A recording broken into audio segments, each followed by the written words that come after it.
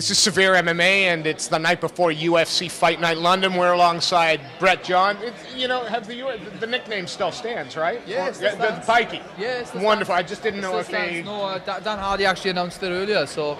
Wonderful. Then I don't feel too bad. You're Brett off, the Pikey you're John. off. You're off. You're in the clear. Look, we know you from before the UFC. We know what you bring to the table. This is your second dance in the UFC against Ian Entwistle. Other people will have asked, but the first thing, obviously, the leg locks. Something you've been training for? Of course. Like I've been lucky enough in my camp. One of my best friends in camp is a guy called Ashley Williams. Competes in the Eddie Bravo Invitational. Footlock crazy that competition is, and he's a black man, just youngest black man in the UK. I got to train for the last 4 years non-stop. People are like, are you changing anything up for this camp? I wasn't changing nothing up for this camp. My footlock defense is solid. Obviously he is capable of getting it. You know what I mean? Like I said to people before, this fight isn't going to go to the first round for me or him. You know what I mean? So I'm looking forward to the fight, and I can't wait to get over and done with. We know that you have cardio for days. We know that over 5 or 25 minutes, you increase your pace, if anything else. Obviously, this fight, he's suffering a tough weight cut. Does that just play into your hands even more? I'd say yes and a bit. Yes and no, really. He looked a bit more fresher than this morning. He did look quite bad this morning, in fairness. But like I said, I can't really say nothing about missing weight. I've done it myself before now. So like I said, it's a step in the right direction for me. I feel like everything's gone well for me. But then again, I can't look past the end tomorrow night. Even though everything's gone bad, I'm still going to treat them as a fully fit opponent. I don't see it going out the first round, though. I genuinely don't. Are we looking TKO? Are we going to sub the submission guy? Do you know what? I can't. I don't know myself.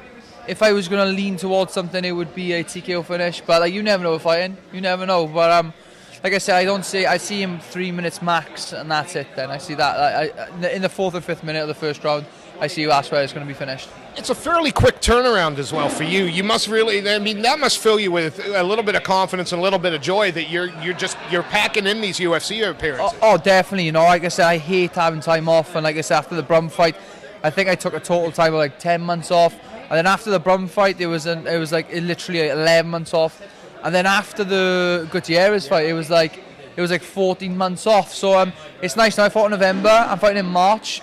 Looking about July time, maybe. They say they're coming back to Glasgow. Could be a potential one. We'll see what's done tomorrow. I don't want to count my eggs before they hatch. So I want to obviously think about Ian tomorrow night. But Glasgow potentially would be another good one. I know you can't look past Ian, and I'm not asking you to, but it's the stock question. The performance goes the way you want it to. The win goes the way you want it to. Is there any? What are you looking for next? As long as you're moving forward, what do you want?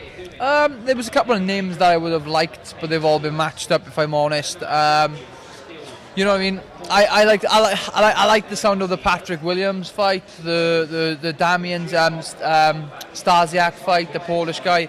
There's a couple of fights, potentially even the Henry Briones fight. I like that. Now Brad couldn't get that fight, but that potentially could be a fight that I like. Because we caught up with you when you were kind of king you were Cage Warriors king, and we caught up with you there. Has the UFC experience just increased your love for the sport? Has it been everything that you wanted it to be? If I'm completely honest, it's since I'm in the UFC, I think I've managed to get my finger on the weight cutting. That was the biggest thing, and that's what makes me fall in love with the sport. Yeah, the week leading up to the weight cut is absolutely shit. But like I said, it's all smiles now. I made weight, and if I just keep the same structure over and over again, I'm going to be fine. I tried my hardest for this weight cut, and don't get me wrong. The last hour, 2 hours was pretty it was just crap, frustrating. Couldn't just jump on the scales and weigh in and have a drink, but it is what it is. That's the part of the game, and unless they're going to change it, which I don't think they will, then I'm still going to have to do it. I go, in my opinion, I go one of the best jobs in the world, so I'm going to keep it that way. I'm of the same opinion. One of the best jobs in the world. I'll ask you one more, and then I let you go.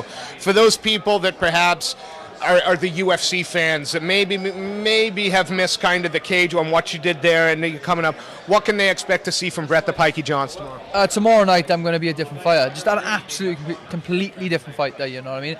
People see the wrestling and they see the ground game, and they neglect to stand up in Belfast. I showed a really different side of that game, and tomorrow night you're going to see a lot more than what you would in Belfast. So, like I said, you know, I don't only see I see a knocker on the feet potentially. You know what I mean? That's generally what I see. Brett, it's always a pleasure catching up. Thank you. Best of luck tomorrow night, and we Thank look you. forward to watching you work. Thank you.